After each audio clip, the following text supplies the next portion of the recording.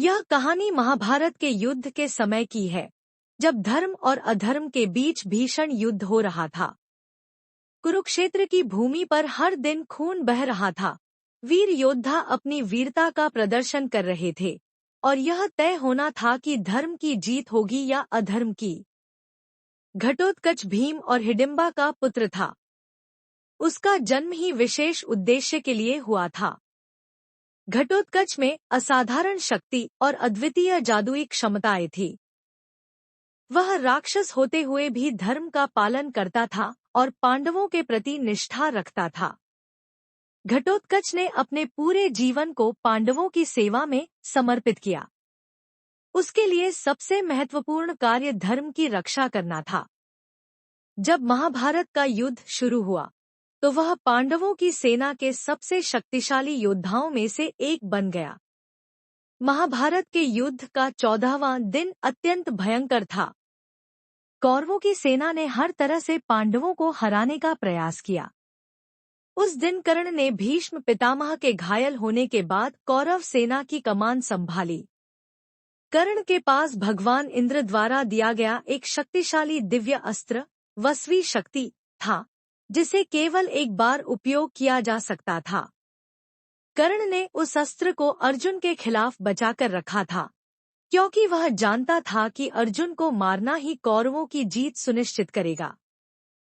परंतु कृष्ण ने इस योजना को समझ लिया था। जब युद्ध अपने चरम पर था और कौरव सेना पांडवों पर भारी पड़ रही थी, तब श्री कृष्ण ने घटोत्कच को युद्धभूमि में भेजा। घटोत्कच ने अपनी अद्वितीय शक्तियों का प्रयोग करके कौरव सेना को भारी नुकसान पहुंचाया।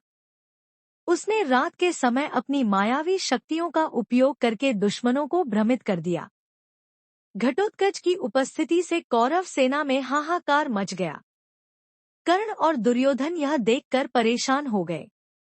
कर्ण ने घटोत्कच को मारने के लिए हर संभव प्रयास किया, लेकिन उसकी शक्तियों के आगे कर्ण असहाय हो गया।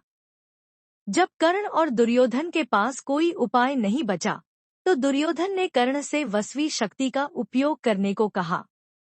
कर्ण ने जान लिया कि यदि उसने अभी यह अस्त्र उपयोग नहीं किया, तो कौरव सेना का विनाश निश्चित है। कर्ण ने भारी मन से वस्वी शक्ति का उपयोग किया और घटोत्कच को निशाना बनाया। वह दिव्य अस्त्र घटोत्कच को चीरता हुआ निकल गया। घटोत्कच ने अपने अंतिम क्षणों में भी पांडवों के प्रति अपनी निष्ठा साबित की। वह विशाल आकार लेकर कौरव सेना पर गिरा, जिससे हजारों सैनिक कुचलकर मारे गए।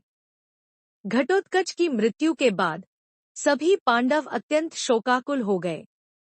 भीम तो विशेष रूप से दुखी थे, क्योंकि उन्होंने अपने पुत्र को खो दिया था। लेकिन इस सबके बीच श्री कृष्ण हंसने लगे। उनकी हंसी ने सभी को चकित कर दिया। अर्जुन ने श्री कृष्ण से पूछा, माधव, यह समय शोक का है। घटोत्कच ने हमारे लिए अपना बलिदान दिया और आप हंस रहे हैं। इसका क्या कारण है?